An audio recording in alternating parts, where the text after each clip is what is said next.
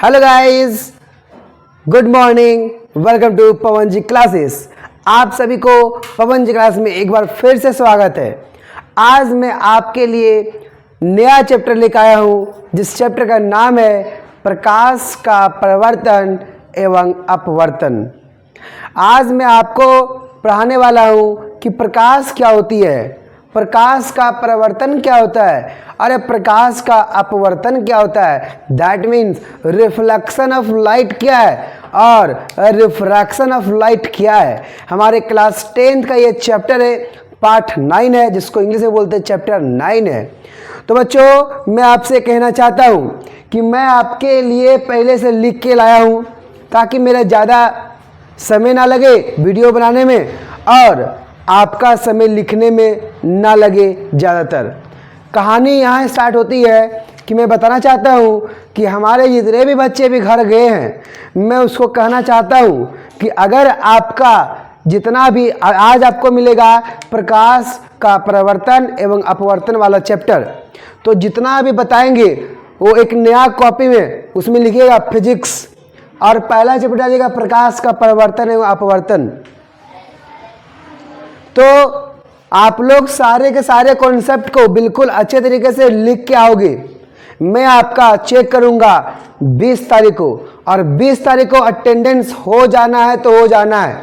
मैं आपको बता दे रहा हूं, जो विद्यार्थी 20 तारीख को नहीं आएगा मैं आपको बताऊंगा और फिर समझाऊंगा बहुत कमी। इसलिए 20 तारीख को आपको आ जाना है सुबह 7 बजे 8 बजे के बीच में, हमको बता दे रहे हैं। चलिए, तो प्रकाश का प्रवर्तन एवं अपवर्तन चैप्टर स्टार्ट होता है। एक्चुअली कहा जाता है कि ये चैप्टर बहुत हार्ड है, बट हार्ड चैप्टर नहीं है। अगर इसे समझेंगे अच्छे तरीके से तो बिल्कुल आसान चैप्टर है। तो हम समझाने का आपको प्रयास करेंगे अपने माध्यम से, ताकि आपको समझ में आवे और इसे अच्छे तरीके से पढ़ें। आपको मैं गारंटी के साथ कहता हूँ कि इसका सारा न्यूमेरिकल आपका बन जाएगा इजी मेथड से। किसको माइनस में लेते हैं, किसको प्लस में लेते हैं, बिल्कुल अच्छे तरीके से आ जाएगा। क्लास 9th के विद्यार्थी आप लोग भी सुन रहे होंगे मेरी बात को, क्योंकि आपको पढ़ा दिया गया है, बट नोट्स आपको बनाना है। आज मैं दे रहा हूँ प्रकाश का प्रवर्तन, कल मैं दूंगा फिजिक्स का सेकेंड चैप्टर, और 3 तारीख को अगला तीसरा दिन में मैं आपको दूंगा विद्युत धारा का चुंबकीय प्रभाव। तो 3 चैप्टर का नोट्स आपको बनाना है इस वीडियो लेक्चर से, और अगले दिन आपको आना है। और आने के बाद मैं बताऊंगा आपको फिर से 3 चैप्टर आपके साथ में बताऊंगा, आपसे कनेक्ट होकर बताऊंगा।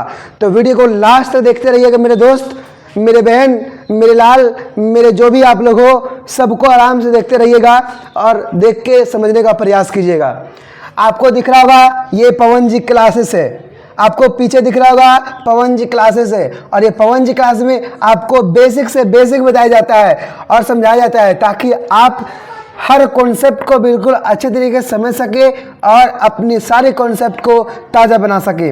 ओके बच्चों, तो स्टार्ट करते हैं प्रकाश प्रवर्तन एवं अपवर्तन के बारे में। सबसे पहले जो टॉपिक है जिसका नाम है क्या, प्रकाश। क्या है प्रकाश? अरे प्रकाश होती क्या है? तो प्रकाश इज नथिंग बट, प्रकाश ऊर्जा का एक रूप है।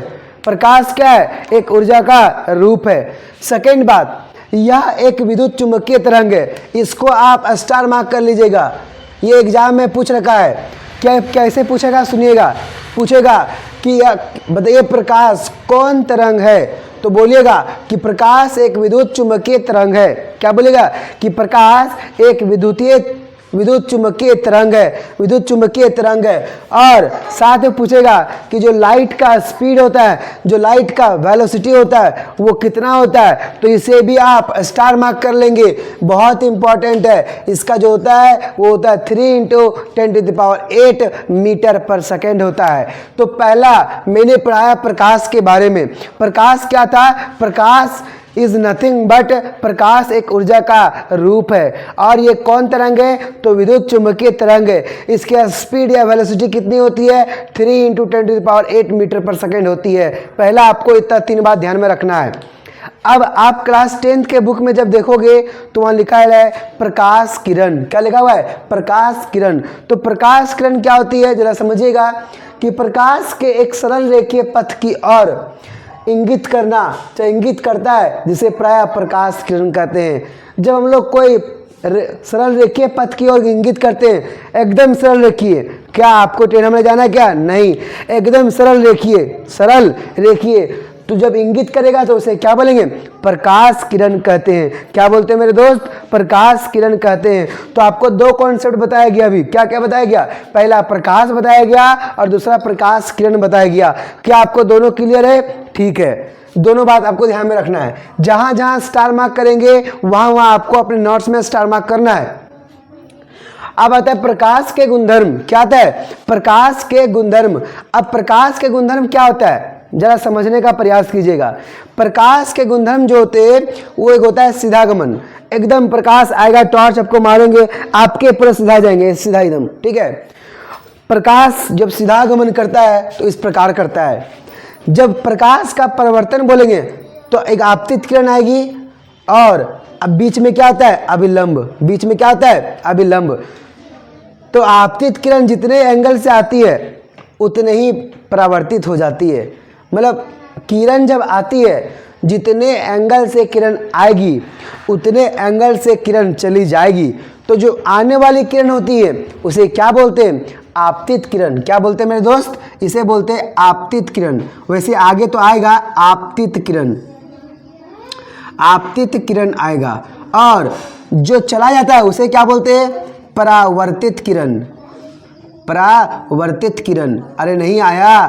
अरे बोलिए ना, आया कि नहीं आया? बोलिए ना, आया कि नहीं आया? तो कहने का मतलब है कि हमारा जितने एंगल से किरण आती है, जिसको बोलते हैं आपतित किरण, उतने ही एंगल से वो चली जाती है, उसको बोलते हैं परावर्तित किरण। एक होता है अपवर्तन। क्या होता है? अपवर्तन।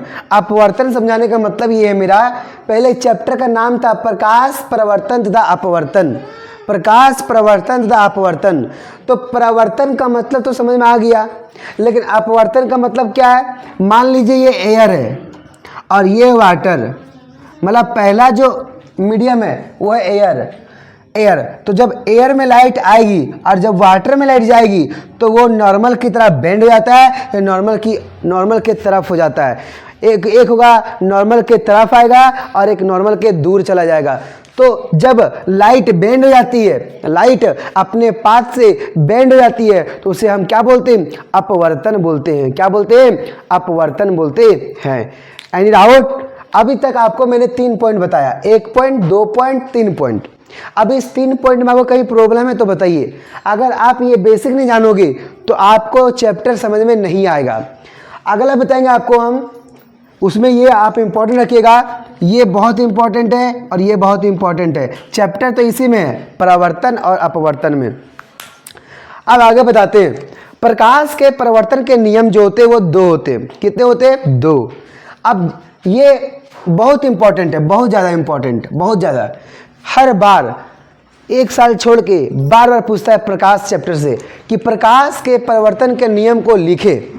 तो आप क्या लिखोगे कि प्रकाश का परिवर्तन के नियम 2 होते हैं। उनमें पहला जो होते हैं उसमें कहते हैं आपतन कोण इज इक्वल टू परावर्तन कोण, that means angle i is equal to angle r. और सेकंड नियम क्या होते हैं? सेकंड नियम होते हैं कि आपतित किरण, परावर्तित किरण और बीच में अभिलंब जो होते हैं वो एक ही तल पे होते हैं। जो क्या होते हैं? एक ही तल पे होते हैं। अब ये 2 आपको कैसे याद रखना है? बहुत सिंपल है। पहला तो ये आपतन कोण इज इक्वल टू परावर्तन कोण, तब आपका एक कॉन्सेप्ट आता है और एक बच्चा खड़ा होता है और क्लास में पूछता है, ए सर आप बताइए ना, एक्सक्यूज मी सर आप बताइए ना कि आपतन कोण क्या होता है सर और परावर्तन कोण क्या होता है सर, जरा हमको बताइए जरा। हम बोले कोई दिक्कत नहीं है, आपको हम सारा कॉन्सेप्ट बताएंगे। आप पवन जी क्लास में आए हो तो कॉन्सेप्ट बनता है आपको बताने के लिए। तो आपतन कोण क्या होता है मैं तो बोल दूंगा, लेकिन आप लिख पाओगे क्या? नहीं, इसलिए मैं आपको लिख के दे रहा हूं। आपतन कोण इज इक्वल टू क्या होता है मेरे दोस्त? आपतित किरण और अभिलंब के बीच बने कोण को आपतन कोण कहते हैं। परावर्तन कोण क्या बोलते हैं? कि परावर्तित किरण और अभिलंब के बीच बने कोण को क्या बोलते हैं? परावर्तन कोण कहते हैं। आपके बीच में लिखा गया है और ये आपको स्टार मार्क करना है। आपतन कोण क्या है? आपतित किरण और अभिलंब के बीच बने कोण को देखिए, ये आपतित किरण हुआ और ये अभिलंब हुआ, ये क्या है? अभिलंब, ये अभिलंब हुआ। तो आपतित किरण और अभिलंब के बीच बने कोण को क्या बोलते हैं? आपतन कोण कहते हैं। अब बताइए, परावर्तित किरण और अभिलंब के बीच बने कोण को क्या बोलते हैं? परावर्तन कोण कहते हैं, जिन्हें आर से डिनोट किया जाता है, स्मॉल आर से डिनोट किया जाता है। तो क्या पहला बात समझ में आया? और दूसरा देखिए नियम क्या है, सो आपतित किरण, परावर्तित किरण और अभिलंब एक ही तल पे होते हैं। नहीं आया? अरे बोलिए ना, नहीं आया? तो ये कॉन्सेप्ट आपको पूरा का पूरा जानकारी अच्छे तरीके से हो गया होगा। दो नियम होते हैं परिवर्तन, प्रकाश के परिवर्तन के दो नियम होते हैं। पहला बोले आपतन कोण इज इक्वल टू परावर्तन कोण, और दूसरा आपतित किरण, परावर्तित किरण और अभिलंब एक ही तल पे होते हैं। क्लियर? आगे देखिए, ये कॉन्सेप्ट क्लियर हो गया। अब आता है दर्पण। क्या आता है? दर्पण। अब ये आपका चैप्टर का पहला चैप्टर का पहला दूसरा पेज खत्म हो गया। अब हमारे जो कॉन्सेप्ट आता है वो आता है दर्पण। क्या आता है? दर्पण। और दर्पण में क्या देखना है कि कोई भी पॉलिश और समतल सतह जो परावर्तन के कारण प्रतिबिंब बनता है उसे क्या बोलते हैं? हम क्या बोलते हैं? बोलिए ना। नहीं बोलिएगा, अरे हम बोलते हैं उसे दर्पण बोलते हैं। इसमें से एक बेसिक चीज आता है कि हम कोई भी वस्तु को देख क्यों पाते हैं। ये कॉन्सेप्ट आपको क्लास 8 में पढ़ना था। हम पूछेंगे आपको कि कोई भी वस्तु को हम देख कैसे पाते हैं। तो कोई भी वस्तु को तभी देख पाते हैं जब उसकी किरण परावर्तन होती है हमारी आंखों में, तब उसको हम देख पाते हैं। यहां पे समझाते हैं इस कॉन्सेप्ट को। देखिएगा, मान लीजिए ये हमारा सूरज है, सूरज की लाली। क्या ये? सूरज की लाली। ये क्या है बाबू? सूरज की लाली। ये क्या है? सूरज की लाली। ये क्या है? सूरज की लाली। ये क्या है? सूरज की लाली। और मान लीजिए यहाँ पे है हमारा एक पौधा, पेड़, मान लीजिए पेड़, और हमारी आंखें यहाँ पे है, हमारी आंखें यहाँ पर है, हमारी आंखें यहाँ पर है, हमारी आंखें यहाँ पर है। तो क्या होती है, जब सूरज, मान लीजिए कि ये हमारी आंखें यहाँ पे है, तो हमारा आंख इस पेड़ को कैसे देख पाता है? तो इसका कारण क्या है? इसकी जब प्रकाश किरण इस वस्तु पे टकराती है, चाहे इस वस्तु पे जब आती है, तो इसकी वस्तु का जो परछाई है वो हमारे आंखों में पड़ जाती है। मतलब क्या होती है? परावर्तित हो जाती है। इधर से आती है मतलब आपतित हुआ, ये हमारे आंखों में जाती है, इसका मतलब परावर्तित हुआ। तो जब भी कोई वस्तु का है ना किरण हमारी आंखों में पहुंचती है, तब उस वस्तु को हम देख पाते हैं। वही लिखा गया है कि कोई भी वस्तु को हम तभी देख पाते हैं जब उसकी किरणें हमारी आंखों में पहुंच पाती है, जब उसकी प्रतिबिंब हमारी आंखों में पहुंच पाती है। अब यहाँ पे दर्पण क्या है? दर्पण तो बता दिए। दर्पण कितने प्रकार होते हैं? दो। पहला कौन होते हैं? तो पहला होते हैं हमारा समतल दर्पण, और दूसरा जो होते हैं वो होते हैं गोलीय दर्पण।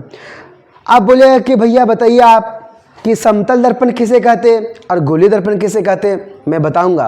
लेकिन गोलीय दर्पण कितने टाइप के होते हैं? दो। पहला अवतल दर्पण और दूसरा उत्तल दर्पण। अवतल दर्पण को क्या बोलते हैं? तो बोलते हैं कॉनकेव। और हम उत्तल को क्या बोलते हैं? कॉन्वेक्स। क्या बोलते हैं? कॉन्वेक्स। याद रखिएगा। अब देखिए, समतल दर्पण क्या है? वह दर्पण जिसका प्रवर्तक पृष्ठ क्या हो? समतल हो। क्या हो? समतल हो अथवा सपटा हो, मतलब चपटा हो, पूरा चपटा, एकदम पूरा सपटा हो। ठीक है। अब गोलीय दर्पण क्या है? ऐसे दर्पण जिसका प्रवर्तक सतह क्या हो? गोलीय हो। क्या हो? गोलीय हो। उसे क्या बोलते हैं हम लोग? गोलीय दर्पण कहते हैं। आगे, गोलीय दर्पण कितने टाइप के होते हैं? दो। पहला कौन? अवतल दर्पण, और दूसरा कौन? उत्तल दर्पण। अवतल दर्पण किसे कहते हैं? वह गोलीय दर्पण जिसका प्रवर्तक पृष्ठ अंदर की तरफ वक्रित हो या अंदर की ओर धसा हो। देखिए इसे अंदर की धसा है कि नहीं? ये धसा है, देखिए धसा है कि नहीं? ये ला देखिए धसल है, इसको क्या बोलते हैं हम लोग? अवतल दर्पण। और जिसका उभरा हुआ रहेगा, देखिए इसका उभरा हुआ दिख रहा है आपको ऐसे, तो जब उभरा हुआ रहता है उसे बोलते हैं उत्तल दर्पण, और जो धसा हुआ रहता है उसे बोलते हैं अवतल दर्पण। नहीं आया? अरे ये कॉन्सेप्ट है, इस पूरे बोर्ड में मैंने जितना बताया क्या आपको लर्न हो गया? आपको मेरे साथ बोलना है, आपको मेरे साथ लर्न करना है। क्यों? क्योंकि अगर आप लर्न करते चलोगे तो कहीं ना कहीं आपका प्रकाश आपके लिए इजी होते जाएगा और इजी बनते चला जाएगा और आपको प्रकाश का प्रवर्तन और अपवर्तन चैप्टर में कहीं दिक्कत नहीं होगा। तो बताइए बच्चा, ये पहला कॉन्सेप्ट था, क्या आपको क्लियरली पूरा का पूरा आ गया? आप बोलिएगा हाँ या ना, आप बताइएगा। अब मैं दिखाऊंगा आगे, इसका आगे कहानी क्या चलता है। तो मैंने क्या बताया आपको? मैंने आपको 3 चीज़ बताया। मैंने आपको बताया 6 कॉन्सेप्ट इसमें बताया, ठीक है। 6 कॉन्सेप्ट में पहला बताया, अगर एक रिकैप रिवीजन करना चाहते हो आप लोग, तो मैंने क्या क्या बताया? मैं आपके पास खड़ा हूँ, मैं आपको देख रहा हूँ, मैं पीछे देख रहा हूँ क्या? नहीं। जिस प्रकार हमको आद हुआ उसी प्रकार से आपको आद करना है। तो मैं आपको बताया, एक रिकैप रिवीजन में बताता हूँ मैं आपको। पहला चीज़ बताया प्रकाश। प्रकाश में बताया मैंने कि प्रकाश एक ऊर्जा का रूप है। सेकंड मैंने बताया कि कौन सा तरंग है, तो ये हमारा विद्युत चुंबकीय तरंग है। इसकी स्पीड कितनी होती है? 3 × 10⁸ मीटर पर सेकेंड होती है। फिर मैंने सेकंड बताया प्रकाश किरण क्या है। जब कोई प्रकाश किरण है ना एक सरल रेखीय पर इंगित होती है, चाहे संकेत करती है, तो उसे प्रकाश किरण कहते हैं। मैंने अगला कॉन्सेप्ट क्या बताया बच्चा? अगला कॉन्सेप्ट मैंने बताया कि अगर आपको बता रहे हैं कि हमारा जो सरल रेखीय पर अगर गति करती है तो इस प्रकार दिखती है। प्रकाश का प्रवर्तन क्या होता है? तो प्रकाश का प्रवर्तन के 2 नियम होते हैं। पहला नियम क्या होते हैं? पहला नियम जो होते हैं कि आपतन कोण जो होते हैं वो प्रवर्तन कोण के बराबर होते हैं। आपतन कोण क्या है? तो आपतन कोण इज नथिंग बट, है ना, बोलते हैं आपतित किरण और अभिलंब के बीच बने कोण को क्या बोलते हैं? आपतित किरण। प्रवर्तन कोण क्या है? प्रवर्तित किरण और अभिलंब के बीच बने कोण को क्या बोलते हैं बच्चा? है ना, उसको क्या बोलते हैं?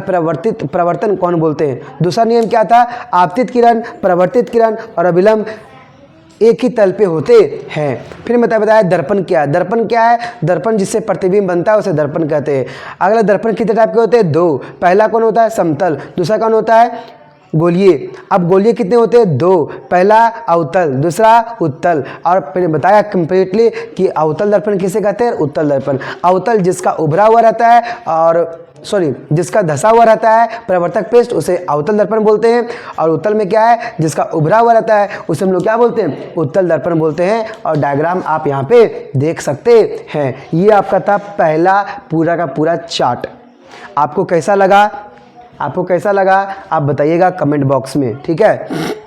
इसे नोट कर लीजिए, चाहे स्क्रीनशॉट ले लीजिए, लेकिन इसका नोट्स एकदम हमको चाहिए तो चाहिए। हमारे जो क्लास के बच्चे हैं वो नोट्स बना के रहेंगे, हम बता देते हैं।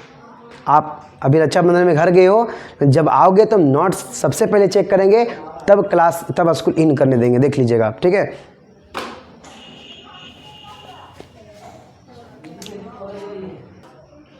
हाँ तो बच्चों, अब मैं बताऊंगा आगे, इसका चैप्टर बढ़ाता हूँ और बढ़ाने से कहना चाहूँगा, पहला मैं बताया कि दर्पण जो होते हैं वो 2 प्रकार के होते हैं। पहला समतल दर्पण और दूसरा क्या होते हैं?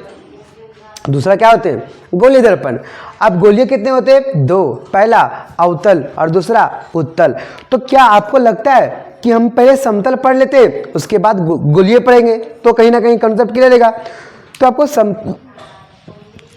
समतल दर्पण में क्या बताएं आपको कि समतल दर्पण वो होते हैं जिसका परावर्तक पृष्ठ क्या हो? पूरा सपटा हो, या पूरा का पूरा चपटा हो, या पूरा का पूरा समतल हो, उसे क्या बोलते हैं? समतल दर्पण बोलते हैं। चलिए अच्छी बात है।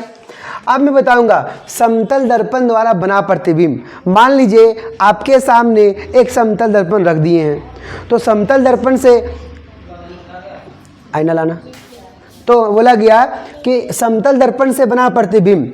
तो समतल दर्पण से बना प्रतिबिंब कैसा होता है?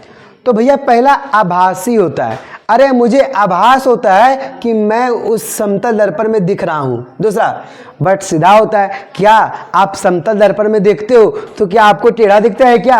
अरे मेरा मुंह अगर नाक ऐसे खड़ा है तो क्या नाक में ऐसा दिखने लगता है क्या? टेढ़ा नहीं दिखता है। और आपको लगता है कि मैं एक्सपेरिमेंट करके दिखाऊं, तो देख लीजिए आपके सामने एक आईना आ चुका है और इस आईने में आपको दिखाऊंगा मैं कि मैं किस प्रकार दिखता हूँ। मेरा नाक तो सीधा दिख रहा है और आभास भी हो रहा है कि मैं हूँ, यहाँ पे क्या हूँ? मैं हूँ। तो पहला समतल दर्पण द्वारा बना प्रतिबिंब पहला कैसा होता है? आभासी एवं सीधा होता है। दूसरा यहाँ पे लिखा है पार्श्व प्रवर्तित प्रतिबिंब बनता है। एक्चुअली बताया गया कि अगर हम राइट अगर हाथ उठाते हैं तो ये आपको लेफ्ट दिखेगा। क्या दिखेगा? लेफ्ट दिखेगा। आप अपने आईना में देखिएगा, वो अपोजिट दिखता है। अगर राइट खड़ा करोगे तो लेफ्ट दिखेगा, और अगर लेफ्ट खड़ा करोगे तो क्या दिखेगा? राइट दिखेगा। आगे, समान दूरी व समान ऊंचाई। अगर मैं इतना बड़ा हूं तो इतनी ही बड़ा दिख रहा है, पूरा आसमान तक नहीं दिख रहा है। अगला, ये आप इंपॉर्टेंट रखिएगा, है ना, बहुत इंपॉर्टेंट है, स्टार मार्क कीजिएगा, स्टार मार्क कीजिएगा। इसका आवर्धन जो होता है वो +1 होता है। +1 क्या होता है? +1 होता है। आपको बताना चाहते हैं कि ये आवर्धन जो है वो जब हम दर्पण खत्म करेंगे तो लास्ट टॉपिक में बताएंगे आपको, ठीक है।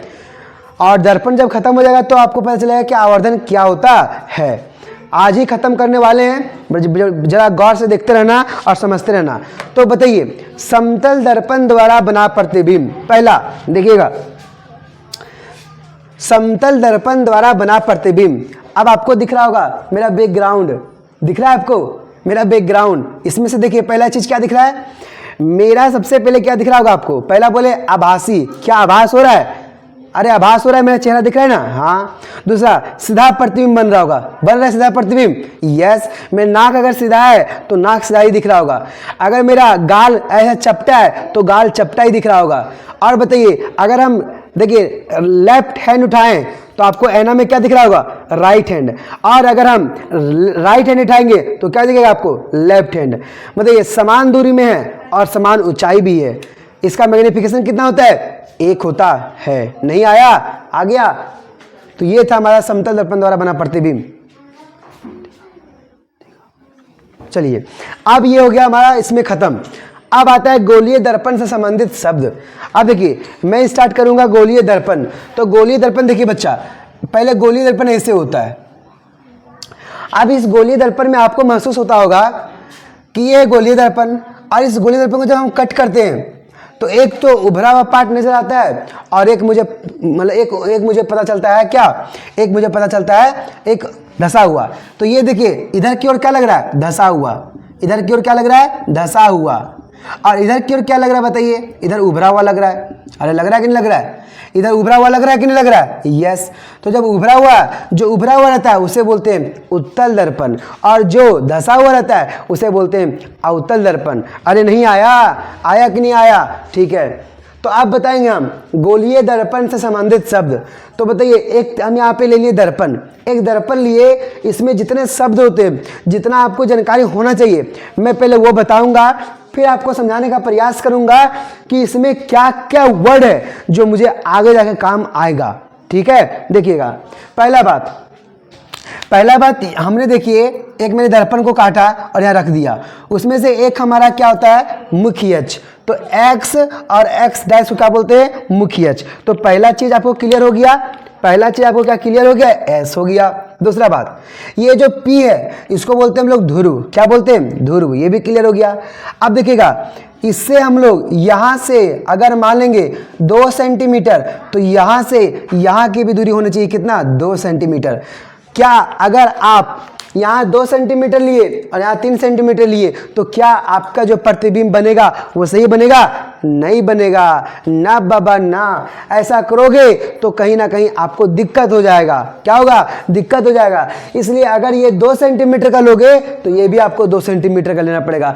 अगर एक बच्चा बोलता है कि सर आप तो 2 सेंटीमीटर लिए, हम 3 सेंटीमीटर लेना चाहेंगे, तो बोले कोई दिक्कत नहीं है। अगर 3 लोग यहाँ पे तो यहाँ भी आपको 3 लेना पड़ेगा।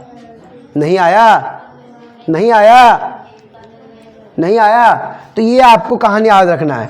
तो बताइए, यहां से ये पोल हो गया, ये F क्या आपका फोकस है, ये C क्या है? वक्रता केंद्र, जिसको सेंटर ऑफ कर्वेचर बोलते हैं। अब देखिएगा, यहां से यहां की दूरी जो होता है इसे बोलते हैं फोकस दूरी। क्या बोलते हैं इसे?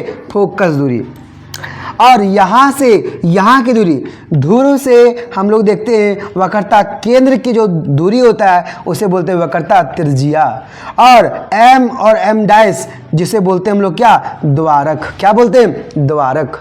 अरे नहीं आया, ये द्वारक आपको याद होना चाहिए। इतना बातें अगर आप याद रखते हो तो मैं लिख के कहता हूं कि जब जब आप पढ़ोगे प्रकाश आपको दिक्कत कहीं नहीं होने वाला है। बच्चों ये मैंने पढ़ा 8वां पॉइंट। क्या मैंने पढ़ा, 8वां पॉइंट। अभी 9वां पॉइंट बाकी है। 9वां पॉइंट क्या है, बाकी है। और जो 9वां पॉइंट है वो अत्यंत बहुत बहुत इंपॉर्टेंट है। इसे जिंदगी भर के लिए याद रखिएगा। अगर ये याद नहीं रखते हो तो मैं लिख के कहता हूं कि आपको 2 मार्क्स कोई नहीं दे पाएगा और आप 2 मार्क्स कभी जिंदगी में नहीं ला पाओगे क्लास 10th के बोर्ड में। कहता है वक्रता त्रिज्या r और फोकस दूरी f के बीच से के संबंध क्या होता है। तो हम जानते हैं r इज इक्वल टू क्या होता है, 2f होता है। r इज इक्वल टू क्या होता है, 2f होता है। तो अगर f इज इक्वल टू बोलेंगे तो क्या होगा, r/2। मतलब वक्रता त्रिज्या इज इक्वल टू क्या होता है, 2 इंटू फोकस दूरी होता है। और फोकस दूरी निकालना होगा तो क्या बोलेंगे, r/2 होता है। ये इंपॉर्टेंट क्वेश्चन है, बार बार पूछा गया है, इसलिए याद रखिएगा। अब यहाँ पे इसका सोल्यूशन निकालते हैं। क्वेश्चन देखिएगा कि अगर फोकस दूरी दिया है 5 सेंटीमीटर, देखिए अगर फोकस दूरी दिया है 5 सेंटीमीटर तो पूछा है वक्रता त्रिज्या r पूछ रखा है। तो आप लोग खुद बताइएगा r का फॉर्मूला क्या बताया गया अभी आप लोग को, r इज इक्वल टू होता है 2f। तो बताइए r is equal to 2 into f कितना दिया है, 5 सेंटीमीटर। तो बताइए r कितना निकल के आ गया, 10 सेंटीमीटर। अब बताइए किसी को इसमें दिक्कत है, किसी को इसमें दिक्कत है क्या, अरे दिक्कत है तो बोलिए ना। अब आपको इसी संबंधित से हम एक क्वेश्चन देते हैं और देखते हैं कि किसका कमेंट बॉक्स में आता है आंसर।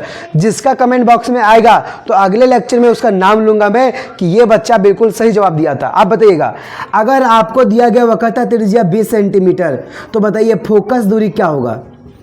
हम क्या दिए क्वेश्चन, ये क्वेश्चन है, देखिए ये हमारा क्वेश्चन दिया गया है।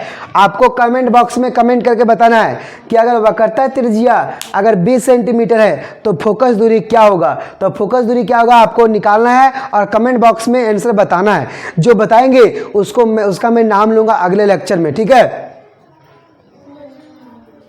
चलिए तो ये आपको क्लियर हो गया। आगे अब हम जानते हैं कि जो दर्पण होते हैं, गोलीय दर्पण, वो 2 तरह के होते हैं। एक होते हैं अवतल दर्पण और एक होते हैं उत्तल दर्पण। आप जरा गौर फरमाइएगा आप लोग। मैं कहना चाहूँगा आप लोग से, मैं आप लोग से कहना चाहूँगा कि मैंने पहले देखा, आपको रिकैप रिवीजन करवाते हैं। मैंने देखा कि गोलीय दर्पण से संबंधित शब्द, और मैंने पहला चीज़ जो देखा बच्चा, देखा मैंने पहले क्या कि हम लोग जब भी लेते हैं गोलीय दर्पण तो उसमें एक हमारा मुख्य अक्ष होता है, उसके बाद एक पोल होता है, उसके बाद एक फोकस होता है, उसके बाद एक सेंटर ऑफ कर्वेचर होता है। और पोल और फोकस की जो दूरी होता है उसे फोकस दूरी कहते हैं। पोल और वक्रता केंद्र का जो दूरी होता है उसे वक्रता त्रिज्या बोलते हैं। और बीच में एक द्वारक होता है। ये बात आपको दिमाग में सेट रखना है, उसके बाद आप पढ़ पाओगे। और मैं बताया कि वक्रता त्रिज्या जो होता है r, वो होता है हमारा 2f के बराबर, और f इज इक्वल टू क्या हो जाएगा, r/2। अब मैं पढ़ूंगा अवतल दर्पण द्वारा बना प्रतिबिंब। सबसे पहले आप लोग याद रखिएगा कि प्रतिबिंब का मतलब क्या होता है और प्रतिबिंब का मतलब क्या होता है। प्रतिबिंब का मतलब क्या होता है, देखिए बिंब का मतलब होता है वस्तु, क्या होता है, वस्तु। और प्रतिबिंब का मतलब क्या होता है, वस्तु का परछाई। क्या होता है, वस्तु का परछाई, वस्तु का परछाई, वस्तु का परछाई, जिसको इंग्लिश में बोलते हैं इमेज। प्रतिबिंब को क्या बोलते हैं, इमेज। और बिंब को क्या बोलते हैं, ऑब्जेक्ट। क्या बोलते हैं, ऑब्जेक्ट। तो सबसे पहले याद रखिए आप लोग कि अवतल दर्पण द्वारा बना प्रतिबिंब, अवतल दर्पण द्वारा जो बना प्रतिबिंब होता है वो बनता है कितना, 6। कितना बनता है, 6। वही उत्तल दर्पण द्वारा बना प्रतिबिंब कितने होते, मात्र का 2। कितने होते, 2। तो बताइए हम अवतल दर्पण से बना प्रतिबिंब जब बनाएंगे प्रतिबिंब तो 6 केस में पढ़ेंगे। वो मैं अगला जब बोर्ड लाएंगे उसमें समझाएंगे। देखिए मैं कितना अच्छा तरीके से आपको समझाने का प्रयास करता हूं। देखिएगा, सबसे पहले ये बताएं कि बाबू आपको पूछेंगे, बताइए अवतल दर्पण के द्वारा कितने प्रतिबिंब बना जा सकता है, तो बोलिएगा 6। आप बोले उत्तल दर्पण द्वारा बना प्रतिबिंब कितने बन सकते हैं, तो बोलिएगा 2। बताइए एक ही बोर्ड पे आपको लाएं तो क्लियर हुआ, मतलब 6 इसमें पढ़ना है और 2 इसमें पढ़ना है। आया कि नहीं आया? अगला समझिएगा। अब यहाँ पे लिखे अवतल अभी बताऊंगा मैं इसको, 6 केस बताऊंगा और 2 केस बताऊंगा, लेकिन ये बताइए अवतल दर्पण के उपयोग क्या होते हैं और उत्तल दर्पण के उपयोग क्या होते हैं। अब उपयोग दोनों का आ गया, आया कि नहीं आया, तो कहीं ना कहीं आप रिलेट कर पाओगे। अब मैं बताऊंगा इसमें अवतल का उपयोग और उसमें बताऊंगा उत्तल दर्पण का उपयोग, तो कहीं ना कहीं क्या होगा, इसको कभी देखोगे फिर उसको देखोगे, इसलिए मैं साथ में लिखा ताकि आपको दिक्कत नहीं होगा। और मैं एक ही बोर्ड में आपको बताऊंगा ये 6 केस और ये 2 केस, तो 8 केस आपको एक साथ आ जाएगा। 8 केस क्या होगा, आ जाएगा, ठीक है।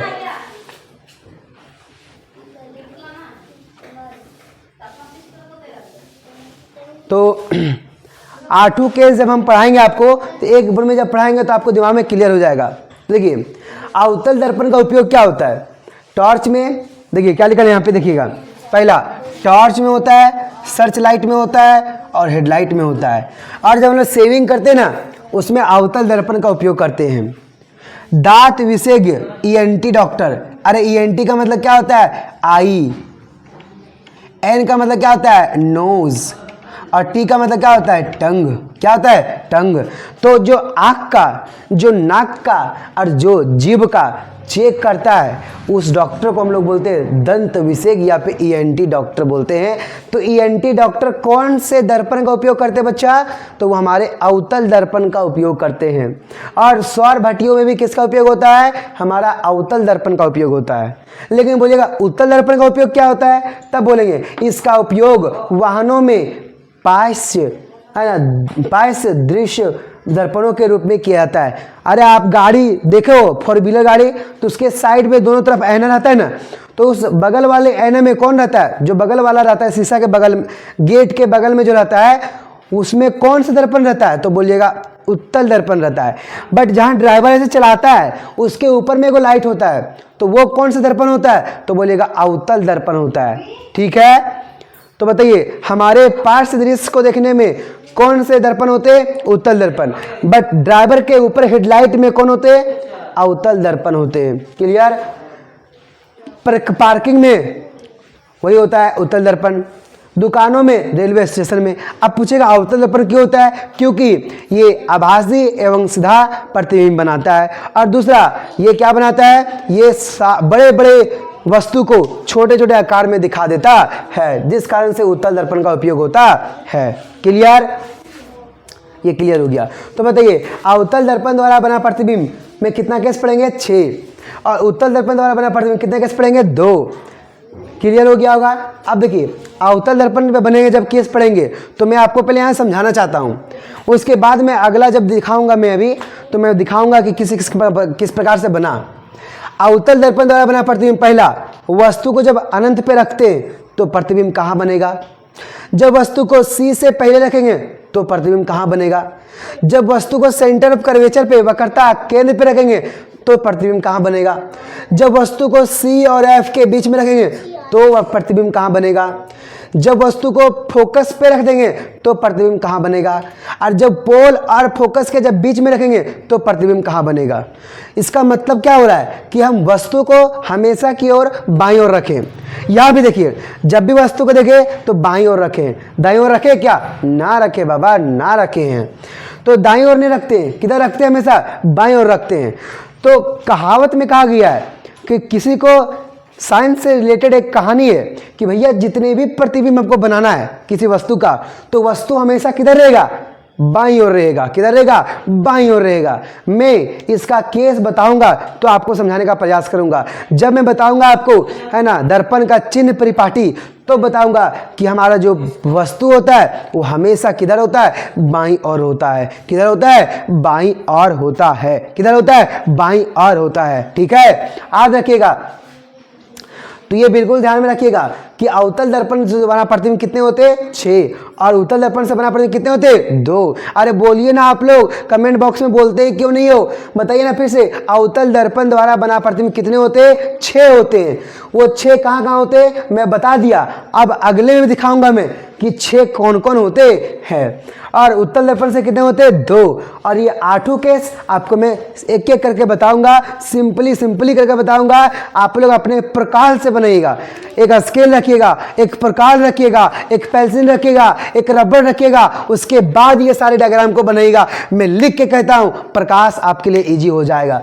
ये अपने कॉन्सेप्ट को बताया। तो आप बताइए अवतल दर्पण का उपयोग कहाँ करते हैं, तो पहला टॉर्च में, दूसरा सेविंग में, तीसरा हेडलाइट में, चौथा क्या बोलेंगे हम सर्च लाइट में, और अगला सौर भाटियों में, और अगला हम ईएनटी डॉक्टर जो होते हैं वो हमारे कब यूज करते, अवतल दर्पण उपयोग करते हैं।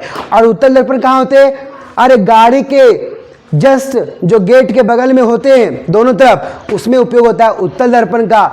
जिससे क्या होता है, सारा वस्तु, बड़ा बड़ा वस्तु छोटा वस्तु में बन जाता है, बनते हुए दिख जाता है। और दूसरा हम क्या बताएं आपको, दूसरा जो होता है वो पार्किंग में, दुकानों में, और साथ में स्टेशनों, रेलवे स्टेशनों में भी उपयोग होता है। किसका, हमारा उत्तल दर्पण का उपयोग होता है। ये आपको कॉन्सेप्ट बता दिए हम, ठीक है। तो मैं एक बार रिकैप रिवीजन करना चाहता हूँ आप लोगों के साथ में। रिकैप रिवीजन ये कहना चाहता हूं आप लोग साथ में सुनिएगा। रिकैप रिवीजन इस प्रकार रहेगा मेरे दोस्त, देखिएगा कि अवतल दर्पण का जो उपयोग आपको पढ़ाएं हम, अवतल दर्पण का उपयोग बताएं तो पहला बताएं कहां पे, टॉर्च में, फिर क्या बताया आपको सर्च लाइट में, फिर आपको क्या बताया हमारे सेविंग में भी हम अवतल दर्पण का उपयोग करते हैं। अगला कहां बताया, हेडलाइट में, जो ड्राइवर बैठता है उसके ऊपर में जो होता है ना, हेडलाइट में उपयोग करते हैं। अगला सौर भट्टियों में भी। और ईएनटी जो डॉक्टर होते हैं, आई नोज टंग वाले जो डॉक्टर होते हैं, वो भी अवतल दर्पण का उपयोग करते हैं। उत्तल दर्पण का उपयोग कहाँ होता है, हमारे जो ड्राइवर होते हैं, वो ड्राइवर का जो दोनों साइड कार जो होता है ना, दोनों गेट के साइड में जो लाइट रहता है, पार्श्व दृश्य लाइट जो होता है, उसमें हमारे उत्तल दर्पण का उपयोग होते हैं। क्यों, क्योंकि वो क्या करते, आभासी एवं अंशदार प्रतिबिंब बनाते हैं, और साथ में बड़े बड़े वस्तुओं को छोटे छोटे वस्तुओं में बदल देते हैं। अगला ये पार्किंग में, अगला ये रेलवे स्टेशन में, और अगला ये पार्क में भी उपयोग होता है हमारा उत्तल दर्पण का। ओके, तो ये आपका रिकैप रिवीजन था बच्चों, और ये पूरा का पूरा बोर्ड आपको हम समझा दिए बिल्कुल अच्छे तरीके से। इसको नोट कर लीजिए, आप इसको नोट कर लीजिए, और नोट करने के बाद आप वीडियो को आगे बढ़ाइएगा। हाँ, तो अब हम बताएंगे आपको कि अवतल दर्पण द्वारा बना प्रतिबिंब कैसे होते हैं। जरा गौर फरमाइएगा आप लोग। आप बताए थे आपको कि अवतल दर्पण से बना प्रतिबिंब जो होते हैं वो 6 होते हैं, बट उत्तल जो दर्पण होते हैं वो हमारे होते हैं मात्र 2। जो आपको यहाँ पे दिख रहा है उत्तल दर्पण द्वारा बना प्रतिबिंब मात्र का 2 केस। लेकिन हमारा जब देखेंगे अवतल दर्पण द्वारा बना प्रतिबिंब तो देखेंगे 6 केस। अब आपको दिख रहा हो कि ये बोर्ड तो सर आपका खाली खाली नज़र आ रहा है। अरे खाली खाली नज़र इसलिए आ रहा है मेरे दोस्त, क्योंकि अगर हम छाप के अगर आपके सामने ले आएंगे तो आपको समझ में नहीं आता। आपको समझ में आता क्या, नहीं आता, तो फिर आप कैसे समझते। इसलिए मैं सिर्फ ये लिख के आया हूँ ताकि आप भी एक एक करके बनाओ अपने कॉपी में। पहले एक हमसे समझ लो, बनाओ, फिर सेकंड समझ लो, बनाओ, फिर थर्ड समझ लो, फिर बनाओ। इसी प्रकार से 8 केस, 6 इधर हो गया और 2 इधर हो गया। 8 केस आपको पढ़ाएंगे अभी हम, और 8 केस को पढ़ाने में हो सकता है समय अधिक हो जाए, समय 10 मिनट अधिक लग जाए, लेकिन आपको समझ में आना चाहिए, तो आपका कहीं ना कहीं बेहतर बन सकते आप। और इस चैप्टर में अपने आप को दिखा सकते हैं कि मैं प्रकाश पवन जी क्लास में पढ़ के देखा तो बहुत मज़ा आया, और मज़ा आने के साथ में सारे कॉन्सेप्ट क्लियर हुआ, और कॉन्सेप्ट क्लियर होने के साथ साथ में मेरे को ज़िंदगी भर के लिए याद हो गया। हमेशा के लिए कोई भी क्वेश्चन कर देगा तो मैं जवाब देने के लिए पीछे नहीं हटूंगा, और जवाब दूंगा और जवाब देता रहूंगा।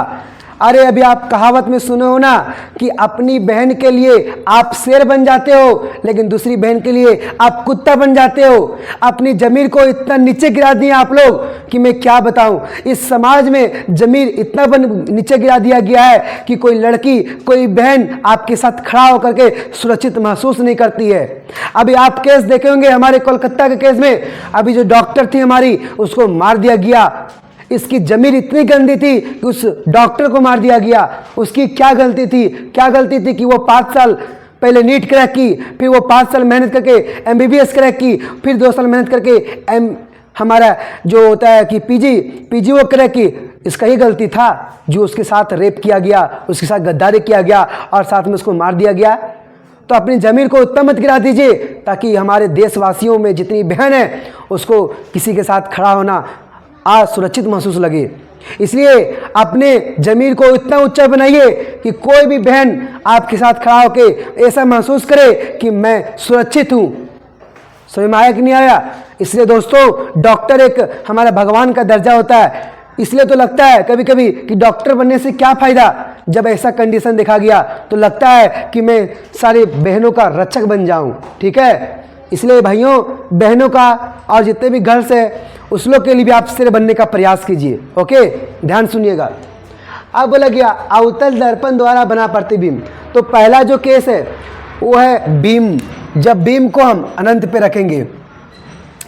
अब बीम का मतलब बताएं क्या आपको? वस्तु। और प्रतिबिंब का मतलब क्या बताया? उसका परछाई, मतलब इमेज। क्या बताए? इमेज। क्या बताए? इमेज। इमेज क्या बताएं? इमेज। अब देखिएगा ध्यान से, मैं आपको फिर बता रहा हूं दोस्त कि प्लीज आप प्रकाल से बनाइएगा, है ना। मैं हाथ से बना रहा हूं बट आप प्रकाल से बनाइएगा। ठीक है, ये हमारा क्या है? पोल है। और ये हमारा क्या है? हमारा एक्स। और एक्स एच क्या है? मुख्य अक्ष है। मेरे साथ बोलिएगा। अब इससे 3 सेंटीमीटर अगर लेंगे आप फोकस, तो अगला 3 सेंटीमीटर में लेंगे हम क्या? सेंटर ऑफ कर्वेचर, जिसको बोलते हैं वक्रता केंद्र। क्या बोलते हैं? वक्रता केंद्र। तो पहला बोला गया जब बिंब को मतलब वस्तु को अनंत पर रखेंगे। कहां पे रखेंगे? अनंत पे रखेंगे। अरे मेरे दोस्त देखो ना, जब वस्तु को अनंत पे रखे, जब वस्तु को अनंत पे रखे, ये मान लीजिए मेरा वस्तु है, ये मेरा क्या है? वस्तु है। जब वस्तु को अनंत पे रखते हैं तो हम कहानी एक, जब हम अपने बच्चे को पढ़ाते हैं, जब क्लास 10 के बच्चे को पढ़ाए थे तो मैं एक कहानी बताया था। मैंने एक गर्ल्स को अपनी बहन का एक नाम लेके बताया और उस कहानी से बच्चे बहुत खुश हुए थे और उसको लर्न भी हो गया था। तो मैं उसी कहानी को फिर रिपीटेशन करना चाहूँगा ताकि हमारे जो क्लास 10th और 9th के बच्चे देखे थे उस क्लास में जो उपस्थित थे उसको फिर यादगार होगा कि काश ये पवन जी क्लासेस हर जगह होते, हर जगह पहुंचाने का हर लोग मदद करते तो हर व्यक्ति, हर स्टूडेंट आज इतना सीख पाते। तो हम नाम लेना चाहेंगे हमारी वर्षा बहन का। ए वर्षा बहन, आप कहाँ हो? आप आइए यहाँ पे और इस कॉन्सेप्ट को समझाने का प्रयास कीजिए। कहने का मतलब है जब हमारी वर्षा अनंत पे होती है, जब हमारी वर्षा कहाँ होती है? अनंत पे होती है, तो वो हमेशा अपना दिमाग फोकस पे रखती है। क्यों? क्योंकि पहला जो दिमाग रखती है फोकस पे, क्योंकि उसको इतना पढ़ाई करना है अच्छे से फोकस लगा करके, क्योंकि उसको आगे जाके अपना मंजिल पाना है। तो पहला जब वो किरण पास करती है तो पहला फोकस से गुजरती है। कहाँ से गुजरती है? फोकस से। देखिएगा, अरे फोकस से गुजर रही, देखिएगा, देखते रहिएगा। देखिए जब ये प्रकाश की किरणें इससे मुख्य अक्ष के समानांतर जब जाती है तो ये गुजरती किससे? हमारा फोकस से गुजरती है। क्योंकि इसको पता है कि अगर पढ़ाई मेरे पापा खर्चा करवा रहे हैं, पढ़ाई में पैसा खर्चा करवा रहे हैं, तो मुझे फोकस रहना पड़ेगा, फोकस से पढ़ना पड़ेगा। क्योंकि फोकस नहीं पढ़ेंगे तो मंजिल नहीं मिल पाएगा। और देखिए जब नीचे से भी जाती है, इधर से भी जाती है, तो कहती है ना बाबा ना, हमको दूसरा लाइन में जाना नहीं है, हमको फोकस से गुजरना है। कहाँ से गुजरना है? फोकस से गुजरना है। और देखिए दोनों जब कटा तो कहाँ पे कटा? फोकस पे कटा। इसका हमेशा जो दिमाग था वो कहाँ रहा? फोकस पे रहा। तो बोलिए, अगर पूछेंगे आपसे क्वेश्चन हम कि प्रतिबिंब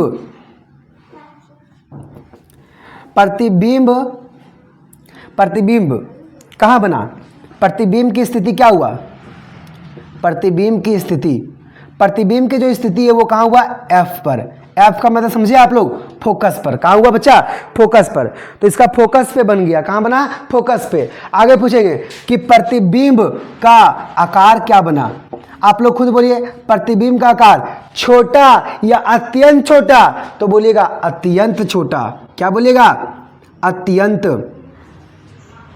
अत्यंत छोटा। और कैसा आकार का? बिंदु आकार का, एकदम बिंदु आकार का, बिंदु आकार का। नहीं आया? और इसका प्रकृति क्या हुआ? प्रतिबिंब की प्रकृति क्या हुआ बच्चा? तो बोलिएगा क्या? बोलिएगा वास्तविक एवं उल्टा। क्या बोलिएगा? वास्तविक एवं उल्टा। वास्तविक एवं उल्टा बना। क्या बना? वास्तविक एवं उल्टा बना। नहीं आया? इसका मतलब है कि जब जब वर्षा अनंत पे रहेगी, अरे जब जब वस्तु अनंत पे रहेगी, मैं वस्तु को एक नाम लेके पुकारा, वर्षा बहन का, क्योंकि मैंने पढ़ाया पहले वर्षा बहन को लेकर के। तो वर्षा यहाँ पे हमारी खड़ी है, और जब वर्षा हमारे अनंत पे होती है तो उसकी जो प्रतिबिंब बनती है, मतलब इमेज जो बनती है, वो फोकस पे बनती है। और बच्चों मैं क्लियर कह देता हूँ, मैं समझा देता हूँ कि जब जब दर्पण के बाईं ओर प्रतिबिंब बनेगा, जब जब दर्पण के बाईं ओर प्रतिबिंब बनेगा, तो हमेशा बोलिएगा उसकी प्रकृति वास्तविक एवं उल्टा होगा। क्या बोलिएगा? फिर से बोलिए मेरे साथ, एवं मेरे साथ, मेरे साथ, मेरे साथ, ठीक है? बोलिए कि जब जब प्रतिबिंब, जब जब कोई वस्तु का प्रतिबिंब दर्पण के बाईं ओर, दर्पण के बाईं ओर, दर्पण के जब बाईं ओर बनती है, तो बोलिएगा हमेशा प्रतिबिंब का जो प्रकृति होता है वो वास्तविक एवं उल्टा होता है। चलिए आगे देखते हैं। तो पहला हमारा जो वर्षा बहन थी वो अनंत पे थी। अब वो सोची एक काम करते हैं, हम थोड़ा इस मुख्य अक्ष पर चढ़ने का प्रयास करते हैं। मतलब वो अनंत पे थी, जब अनंत था उसको पता नहीं था कि मेरा मंजिल कहाँ है, बट वो फोकस की, क्या की? वो फोकस, उसको पता मंजिल नहीं पता, लेकिन जो फोकस में रहता है, जो फोकस के साथ पढ़ाई करता है, उसको मंजिल की रास्ता अपने आप आगे बढ़ते हुए नजर आता है। तो ये सोची कि मैं मेहनत तो कर रही हूँ, मैं फोकस तो हूँ, तो क्या मेरा मंजिल आगे बढ़ना चाहिए कि नहीं चाहिए? बोलेगा हाँ। तो देखिए अगला डायग्राम देखिए, अब देखिए ध्यान से। अगला जब दर्पण हम छापे, अवतल दर्पण, जब अवतल दर्पण छापे, ये हमारा क्या हो गया? एक्स, सॉरी ये हो गया हमारा एक्स, और ये हमारा हो गया एक्स, ये हो गया एक्स डैश एक्स डैश, ये मुख्य अक्ष हो गया। अब ये हमारा क्या हो गया? पोल, ये हमारा क्या हो गया? फोकस, ये क्या हो गया? हमारा सेंटर ऑफ कर्वेचर। अब वस्तु को जब वो फोकस के साथ पढ़ाई की तो मंजिल की ओर बढ़ने लगी, और जब मंजिल की ओर बढ़ी तो देखिए पहले वो अनंत पे थी, अब वो कहाँ पे आ गई? अब वो आ गई हमारे सेंटर ऑफ कर्वेचर से थोड़ा पहले। तो जब वस्तु सी से पहले हो, सी से पहले हो, मतलब जब वर्षा बहन हमारी अनंत पे थी, अब वो हमारा मुख्य अक्ष पे चढ़ गई। और जैसे ही चढ़ी, देखिएगा ध्यान से गौर फरमा करके, तब ये अपनी प्रकाश किरण, इसकी पहली दिशा क्या होती है? इसकी पहली दिशा होती है कि हम फोकस पे ध्यान रखेंगे। इसकी नज़र हमेशा कहाँ रहती है? फोकस पे, क्योंकि उसको मंजिल जाना है, मंजिल पाना है। तो पहला जब ये ट्रैवल करती है करती है करती है और दर्पण से टकराती है, टकराने के बाद देखिएगा, टकराने के बाद ये किससे गुजरती है? फोकस से गुजरती है। अरे नहीं आया? फोकस से गुजर गई, ये बोली अरे मेरे दोस्त, अरे मेरे लड़कों वाले दोस्त, तुम कितनों को पगला लो, हम पगलाने वाले नहीं हैं। मेरा हमेशा कदम कहाँ रहेगा? फोकस पे रहेगा। लेकिन थोड़ा हर लड़कियों का रहता है मन कि हल्का बाहर निकले हैं, थोड़ा गुपचुप खा लें, थोड़ा ये खा लें, वो खा लें, तो ये सेंटर ऑफ कर्वेचर से पास होना चाहती है। कहाँ होना चाहती है? सेंटर ऑफ कर्वेचर से पास होना चाहती है। और जैसे ही चाहती है तैसे वो सोचती है कि भैया हम तो फोकस है, ये है, हल्का सेंटर ऑफ कर्वेचर से पास हो जाएंगे तो कोई दिक्कत वाली बात नहीं है। तो ये जानती भी है कि जैसे सेंटर ऑफ कर्वेचर से पास होंगे, घर से निकलेंगे, फिर घर आना पड़ेगा, वरना मम्मी पापा हमको मार के पीट के बाहर निकाल देगी। क्योंकि पता है कि भैया तुम सुबह निकलो खाने के लिए बाहर, लेकिन फिर तुमको घर आना पड़ेगा। तो जो सेंटर ऑफ कर्वेचर से पास होता है, अंत में उसको उसी रास्ते से लौटना पड़ता है। देखिए जैसे ये सेंटर ऑफ कर्वेचर से पास हुई, ऐसे तो पास हुई, देखिएगा, देखिए ऐसे तो पास हुई, बट उसको वापस लौटना ही पड़ गया, वापस उसी रास्ते से लौटना पड़ गया। अब मेरे दोस्त देखिए ना, आपका इमेज जब प्रतिबिंब है वो कहाँ बना, सी और एफ के बीच में। कहाँ बना, सी और एफ के बीच में, नहीं आया। अरे कितना मजा है। तो बताइए, पहला प्रतिबिंब की स्थिति कहाँ बना, सी और एफ के बीच में, सी और एफ के बीच में। तो क्या हम इसको लिख दें आराम से, देखिएगा लिखते हम। पहला बात, अब लिखते डायरेक्ट प्रतिबिंब का,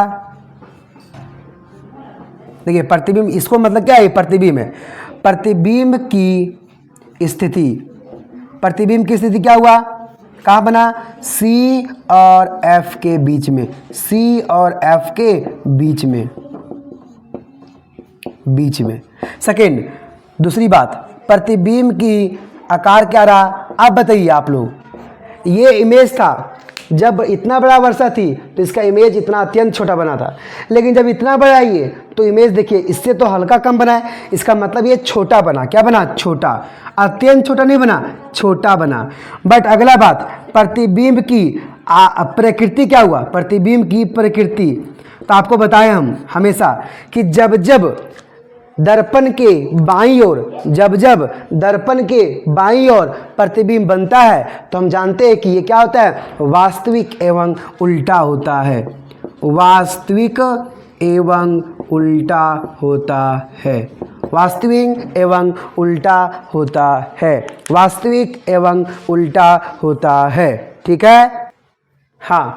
तो आपको दो को समझ में आ गया, बहुत अच्छे तरीके से समझाएं आपको हम। ठीक है, तो हमारी वर्षा बहन पहले अनंत पे थी, तो कहानी ये हुआ, जब वो बोली कि हम सर, हम तो पूरा फोकस पे हैं सर, तो हमको तो मंजिल की ओर बढ़ना चाहिए। तो हम बोले अवश्य बढ़ना चाहिए मेरी वर्षा बहन।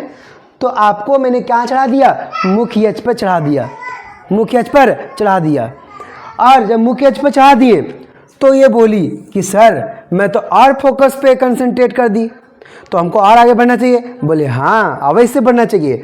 तो जब ये और आगे बढ़ी, देखिएगा जब ये और आगे बढ़ी है ना, ये एक्स एच हो गया, ये एक्स हो गया, ये सेंटर ऑफ कर्वेचर हो गया, ये हमारा फोकस हो गया, ये हमारा पोल हो गया। मैं फिर बता रहा हूँ, आप लोग प्रोटोकॉल से बनाइएगा। अगर ये 2 सेंटीमीटर लिए होंगे तो ये भी 2 सेंटीमीटर लोगे, अगर ये 3 सेंटीमीटर लोगे तो ये भी 3 सेंटीमीटर लोगे।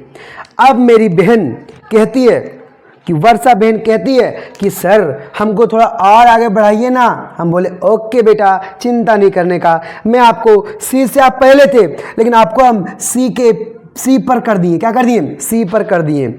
अब ये कहती है कि अब हम देखते हैं, वो आज रखती है कि अगर हमको सर आगे बढ़ा रहे हैं तो हमको पहले फोकस पे ध्यान देना पड़ेगा, सर के सामने हमको पढ़ना पड़ेगा, सर के सामने हमको दिखाना पड़ेगा नंबर ला करके। और वो हमेशा दिखाई, हमेशा फोकस पे कंसंट्रेट करते रही।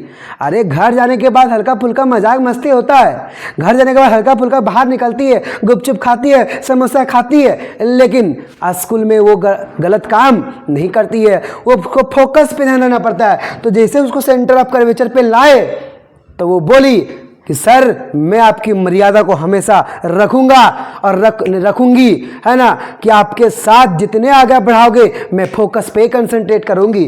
तो ये स्टार्ट होती है, फिर मुख्य अक्ष के समांतर चलती है और दर्पण से टकराती तो जरूर है, और टकराने के बाद वो पुनः फोकस से गुजर जाती है। किससे गुजरती है, फोकस से गुजर जाती है। आप प्रकाल से बनाओगे बच्चा तो आपका सही बनेगा। ओके, फोकस से गुजर गई। बोले वाह मेरे दोस्त, मेरी बहन, आपने तो बहुत सुंदर काम किया।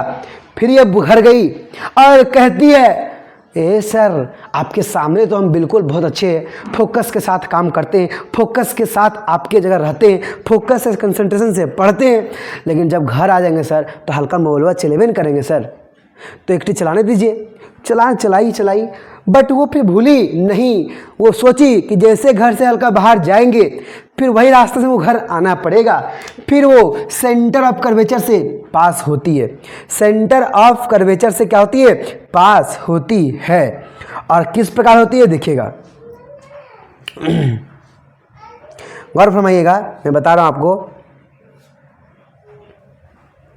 जब उसको वहां रखे हैं तो कैसे बनेगा,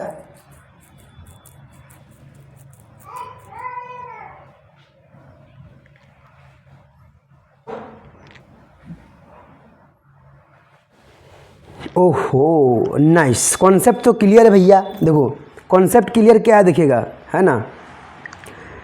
इसका मतलब है कि ये जब थर्ड में जब टकराई तो इसको पता था कि हाँ सेकंड में, ओह समझ में आ गया।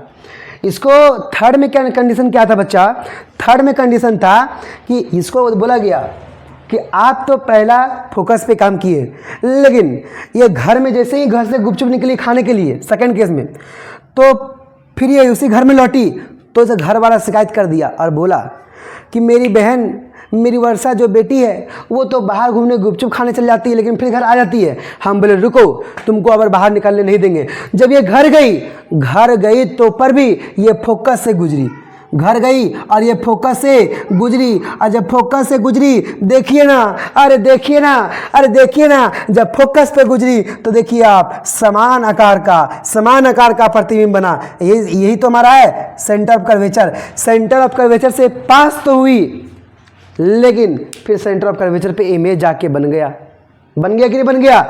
अब बताइए, ये ऐसे गुजरी, फोकस से जो गुजरेगा, जो फोकस से पार होगा उसका रिफ्लेक्शन तो पक्का होगा। तो ये घर गई, एक दिन डांटे उसको, घर गई बिना मोबाइल का, बिना बाहर जाए, घर में पूरा मेहनत की और फिर फोकस से गुजरी तो देखी ओहो एकदम सर के बराबर हो गए, सर के लेवल जितना पढ़ाए थे सारे कॉन्सेप्ट को हम पार पी लिए, पूरा अच्छे तरीके से मेहनत किए। तो बताइए पहला जो प्रतिबिंब बना, प्रतिबिंब की स्थिति कैसा हुआ बताओ।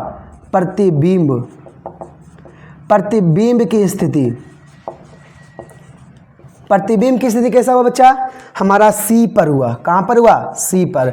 वस्तु को सी पर रखे थे तो सी पर हमारा प्रतिबिंब बना। सेकेंड, प्रतिबिंब का आकार कैसा हुआ, तो बोलिएगा समान आकार का।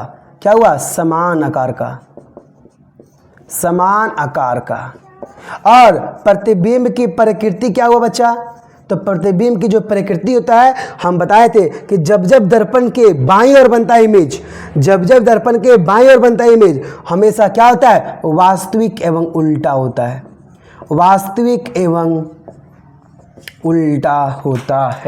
क्या होता है, वास्तविक एवं उल्टा होता है। तो कहानी में इंटरेस्ट देखिए। पहला, जब हमारी वर्षा बहन जब अनंत पे थी तो हमारा फोकस से गुजरा, और जब वो फोकस करते रही तो हमारा उसको सेंटर ऑफ कर्वेचर से पहले रखे, और जब सेंटर ऑफ कर्वेचर से पहले रखे तो हमारा सी और एफ के बीच में प्रतिबिंब बना, और लास्ट जब वस्तु सी पर रहा तो उसका इमेज सी पर ही बना, समान आकार का बना, और उसकी प्रकृति वास्तविक एवं उल्टा बना। ये आपका 3 केस बता दिए मेरे भाई, मेरे जितने स्टूडेंट पढ़ रहे हैं ऑनलाइन, ये आपको बता दिया गया है। अब मैं बताऊंगा ये 3 केस और बताऊंगा ये 2 केस। इसको आप नोट कीजिए, नोट करने के बाद हमको बताइएगा। हाँ, तो हम लोग देख लिए थे 3 चीज पढ़ लिए। जब बिंब को, अब बिंब किसको बनाए थे, वर्षा बहन को बनाए थे। तो जब बिंब को हम लोग पहले रखे थे अनंत पर तो उसका प्रतिबिंब कहाँ बना था बच्चा, फोकस में बना था। उसकी आकार कैसा था, अत्यंत छोटा था, और उसकी प्रकृति कैसा था, वास्तविक उल्टा। आप तो ये भूल ही जाइए, प्रकृति तो आप भूल जाइए। क्यों, क्योंकि हम जानते हैं कि जब दर्पण के बाईं ओर इमेज बनता है, प्रतिबिंब बनता है, तो वो वास्तविक एवं उल्टा होता है। और जैसे दर्पण के पीछे बनेगा, दर्पण के दाईं ओर बनेगा, तो हम क्या बोलेंगे, वो हमारा क्या रहेगा, आभासी एवं सीधा होता है। ओके, ठीक है। जब हम वर्षा बहन को फिर से रखे कहाँ पे, वस्तु जब हम सी से पहले रखे, सी से पहले, तो कहाँ बना, सी और एफ के बीच में बना, आकार कैसा रहा, छोटा, और प्रकृति का रहा वास्तविक एवं उल्टा। अब जब वस्तु को सी पर रखे, मतलब वर्षा बहन को जब हम सी पर रखे तो सी पर ही बना, और साथ में आकार समान रहा। क्या रहा, समान रहा। अब पढ़ेंगे हम लोग, जब वस्तु सी और एफ के बीच में होता, देखिए जब वस्तु सी और एफ के बीच में रहता, देखिएगा, ठीक है। यहाँ एक्स हो गया, यहाँ एक्स हो गया, यहाँ पे हमारा एफ हो गया, और यहाँ पे हमारा क्या हो गया, सेंटर ऑफ कर्वेचर हो गया। अब बोले वस्तु को, मतलब वर्षा बहन को हम यहाँ पे रखते हैं, और जब यहाँ पे रखते हैं तो वर्षा बहन फिर कहती है कि सर आपने अनंत से पहले सी से पहले तक मेरे को पहुंचाया जब मैं अच्छा से पढ़ाई की तब, उसके बाद आप मेरे पर और रहम किए और मेहनत किए तो आप सेंटर ऑफ कर्वेचर तक पहुंचाए। अब मैंने भी फोकस करके पूरा ध्यान दिया तो आपने फिर सेंटर ऑफ कर्वेचर और फोकस के बीच ला दिए। और जैसे ही बीच में आए तो हम कहना चाहते हैं आपसे कि जब आप आगे बढ़ाओगे तो हम और फोकस करेंगे। तो जैसे ही हमारे यहाँ पे आती है और ये फिर टकराती है दर्पण से और फिर किससे गुजरती है, फोकस से गुजरती है। कहती है सर मैं आपकी मर्यादा को भूलने नहीं दूंगी और मैं फोकस से ही गुजरूंगी। बात तो सही निकला। फिर ये कहती है जब यहाँ डांटे थे तो दोनों समय फोकस से गुजरी, लेकिन फिर ये घर गई और घर के बाद फिर बोली चलो ना थोड़ा गुपचुप खा ही लेते हैं। और जब ये फिर सेंटर ऑफ कर्वेचर से टकराती है, देखिए सेंटर ऑफ कर्वेचर से टकराती है तो हम बताए थे आपको कि जब सेंटर ऑफ कर्वेचर से टकराएगी वापस उसी से लौटना पड़ता है। मतलब घर से बाहर निकलोगे तो घर वापस लौटना पड़ता है। ये सिद्धांत है, ये आपको जानकारी है कि आपको लौटना पड़ेगा और नहीं लौटोगे तो फिर आपको दंड मिलेगा। क्या मिलेगा? दंड मिलेगा। अरे नहीं आया, अरे आया कि नहीं आया सो पहले बताओ ना। देखिए तो ये फिर चलना स्टार्ट की, देखिए ध्यान से, देखिए सेंटर ऑफ कर्वेचर थोड़ा यहाँ बनाते हैं ताकि मजा आवे। हाँ तो इधर से गुजरे, देखिए जाके यहाँ कट हुआ। इसका मतलब क्या हुआ, ये एक ऐसा जगह पॉइंट हुआ सी से पहले कट हुआ। और देखिए सॉरी थोड़ा बढ़िया से बनाते हैं थोड़ा मजा आएगा, ठीक है। देखिए मान लीजिए ये से क्रॉस हुआ था, ठीक है, ऐसे क्रॉस हुआ था ना। उसके बाद यहाँ पे क्या था, सेंटर ऑफ कर्वेचर था, ठीक है। उसके बाद हम यहाँ पे रखे थे बीम को, मतलब वस्तु को यहाँ पे रखे थे, वर्षा बहन को। जब ये टकराई ऐसे जब टकराती है,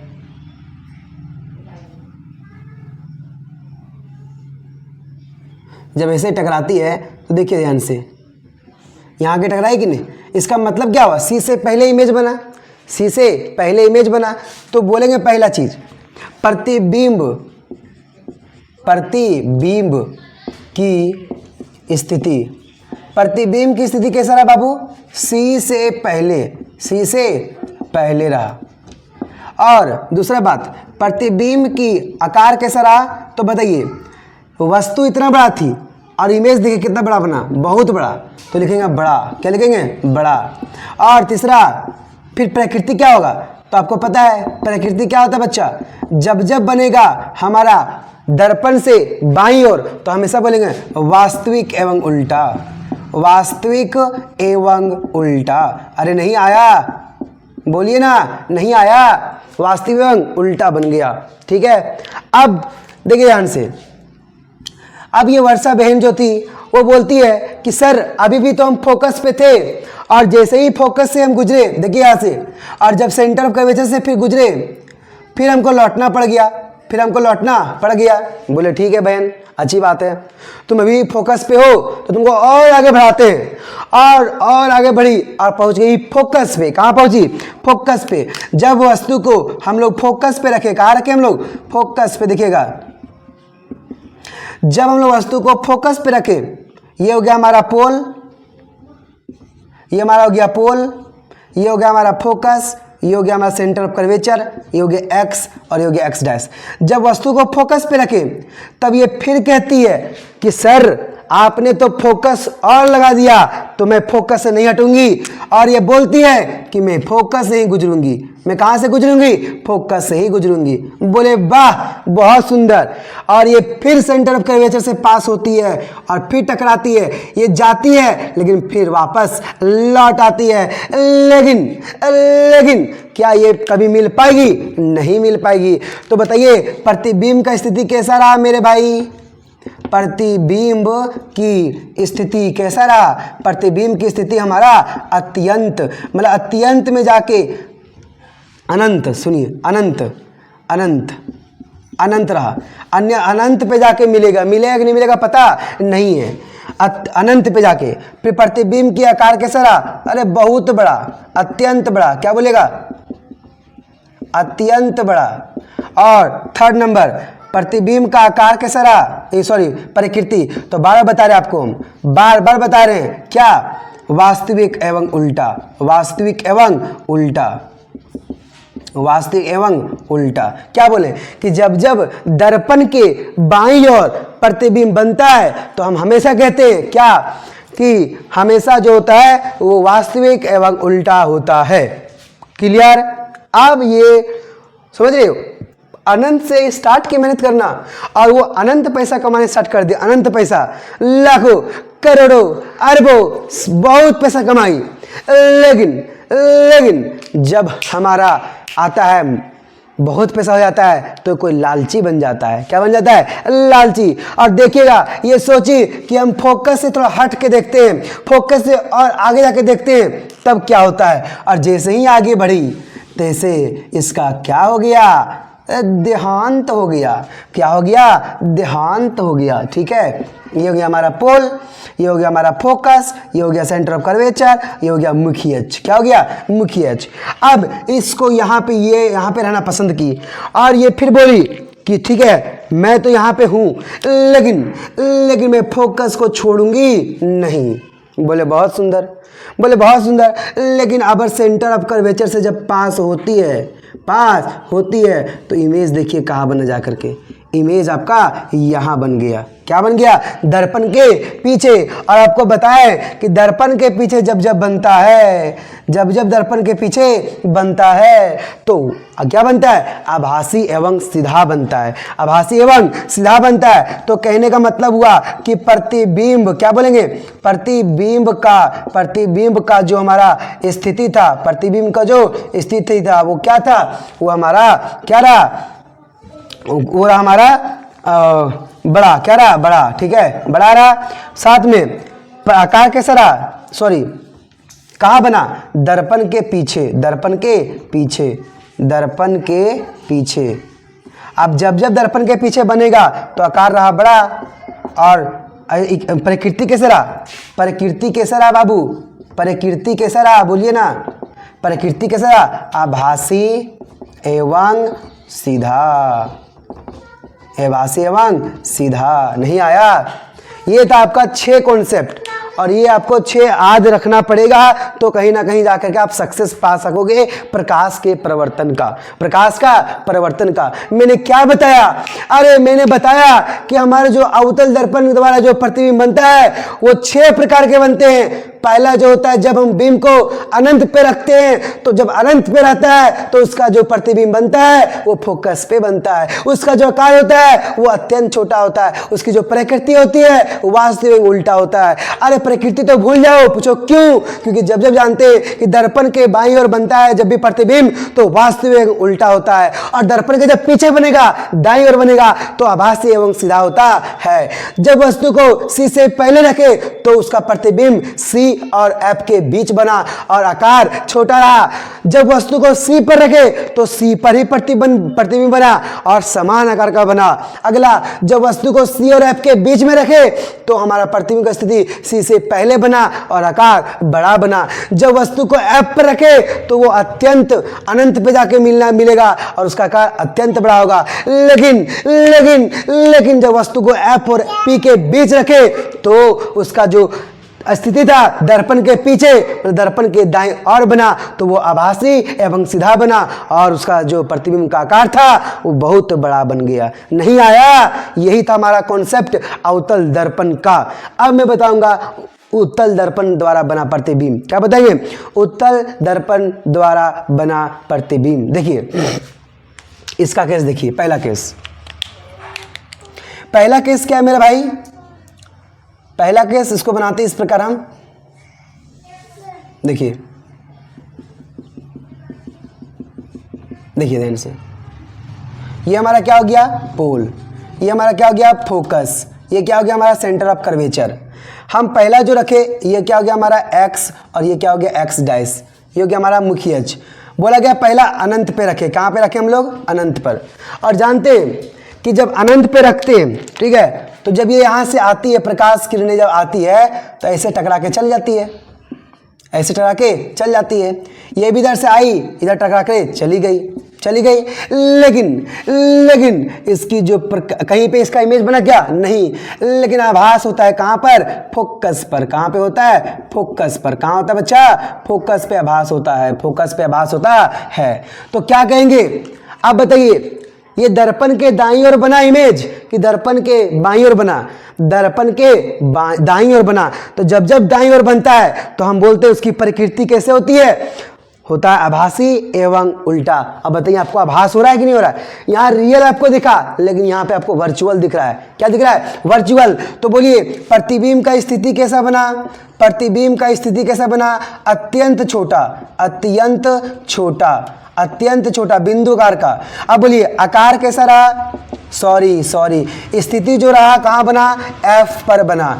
आकार कैसा रहा, अत्यंत छोटा, अत्यंत छोटा। और प्रकृति कैसा रहा, तो जानते हैं कि दर्पण के जब दाईं ओर बनता है तो हमेशा कैसा होता है, आभासी एवं सीधा होता है, आभासी एवं क्या होता है, सीधा होता है। नहीं आया, अभी भी बोलिए कि नहीं आया। इसको आप अच्छे तरीक़ा से नोट कीजिए। आप जब तक नोट नहीं करोगे आपको समझ में नहीं आएगा, और जब आप नोट कर लोगे तो बिल्कुल आपको आ जाएगा, और जब आएगा बाबू तभी समझ में आएगा कि हमें ये चीज़ करना चाहिए। और जब आपको समझ में आ जाएगा तो आपको कंप्लीटली आप कहोगे कि अब मुझे कोई दिक्कत नहीं है इसको समझने में। जब अवतल दर्पण बनाते हैं तो पहला फोकस पे होता है, जब हम लोग अनंत पे बनाते हैं तो फोकस पे बनता है। और जब सेकेंड पढ़ेंगे हम लोग, है ना, सेकेंड जब पढ़ेंगे बच्चा, सेकेंड तो कहाँ बनेगा मैं आपको बताता हूँ। और जब हम वस्तु को अनंत के अलावा कहीं पर भी रखेंगे, अनंत के अलावा कहीं पे भी रखेंगे, जरा देखिएगा, अनंत के अलावा कहीं भी रखेंगे तो कैसा बनेगा, देखिएगा, फिर से देखिएगा, देखिए ध्यान से, देखिए। अब देखिए ध्यान से, ये क्या हो गया हमारा पोल, ये क्या हो गया हमारा फोकस, ये क्या हो गया हमारा सेंटर ऑफ कर्वेचर, ये क्या हो गया एक्स, और ये क्या हो गया एक्स डाइस, इसका मतलब मुख्य एच। अब बोला गया अनंत के अलावा कहीं पे भी रखें, मान लीजिए यहाँ रखें वस्तु को। अब देखिएगा ध्यान से, वस्तु को तो यहाँ रख दिए, लेकिन जैसे यहाँ पे टकराई ऐसे घूम आई, है ना, जितने से टकराती है उतने से चली आती है, ऐसे हो गया। अब ये पहला इसका जो आभास होगा कहाँ पे होगा, फोकस पे होगा। कहाँ होगा, फोकस पे हो गया। अब ये सोचिए कि हम कहाँ से गुजरते हैं, डायरेक्ट कहाँ से गुजरते हैं, डायरेक्ट हम एक बार फोकस से गुजरना चाहते हैं। कहाँ से गुजरना चाहते हैं, सेंटर ऑफ कर्वेचर से, सेंटर ऑफ कर्वेचर से। देखिएगा जैसे ही सेंटर ऑफ कर्वेचर से गुजरना चाहिए, देखिए तो कहाँ मिला, पी और एफ के बीच में बना, पी एफ के बीच में बना, कटा वही ना।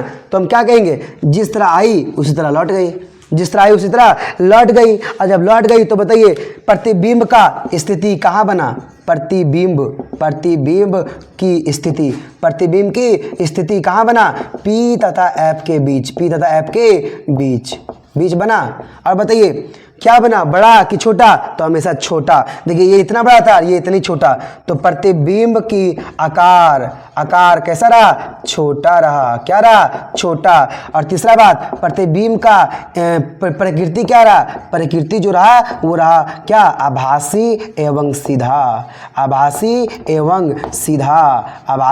एवं सीधा। अरे नहीं आया, ये आपका था आठू केस, अवतल दर्पण एवं उत्तल दर्पण का कॉन्सेप्ट जो मैंने आपको क्लियर बता दिया, आठू केस। अब बताइए आपको, अभी बोर्ड आपको खाए लग रहा था, लेकिन बोर्ड अब पूरी तरीका से भर चुका है और आपको लर्न हो जाना चाहिए कि जब पहले वर्षा बहन थी, सुनिएगा रिकाप रिवीजन, हमारे स्कूल में है ना एक वर्षा नाम की लड़की है जो बहुत अच्छी बहन है। वो कहती है कि सर हमको पता नहीं मेरा मंजिल कहाँ पे, लेकिन आपका पढ़ाई हम फोकस से सुनते हैं, कंसंट्रेशन लगा के सुनते हैं, बट हमको मंजिल पाना है सर। हम बोले कोई बात नहीं वर्षा बहन, मैं आपके साथ हूँ और कहना चाहता हूँ कि आप जब अनंत पे हो, जब आपको अनंत पे रखते हैं तो आपकी हमेशा दिमाग फोकस पे रहता है, हमेशा फोकस पे रहता है। तो जब कोई वस्तु अनंत पे होती है तब उसका प्रतिबिंब कहाँ बनती है, फोकस पे बनती है। जब उसको आगे थोड़ा बढ़ाते हैं, सेंटर ऑफ कर्वेचर से पहले तो उसका प्रतिबिंब कहाँ बनता है, उसका प्रतिबिंब सेंटर ऑफ कर्वेचर और फोकस के बीच बनता है।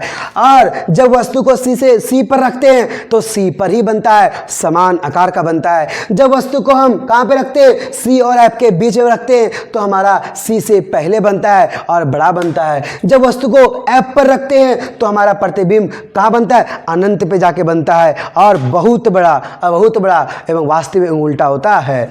जब वस्तु को एफ और पी के बीच रखते हैं तो प्रतिबिंब दर्पण के पीछे बनता है, और जब दर्पण के पीछे बनता है तो आपको बता देना चाहते हैं कि वो आभासी एवं सीधा होता है। जब उत्तल दर्पण देखते हैं और जब उस वस्तु को अनंत पे रखते हैं तो फोकस पे ही प्रतिबिंब बनता है, बट वो दाईं और बनता है दर्पण के, इसलिए उसको आभासी एवं सीधा कहते हैं।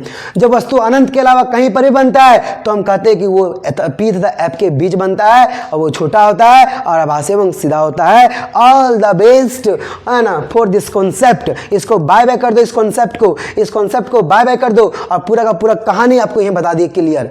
आप नोट कर लीजिए बढ़िया से, आपको समझ में आएगा। स्क्रीनशॉट कीजिए और उसको पूरा का पूरा दिमाग में लोड कीजिए आप लोग, ठीक है।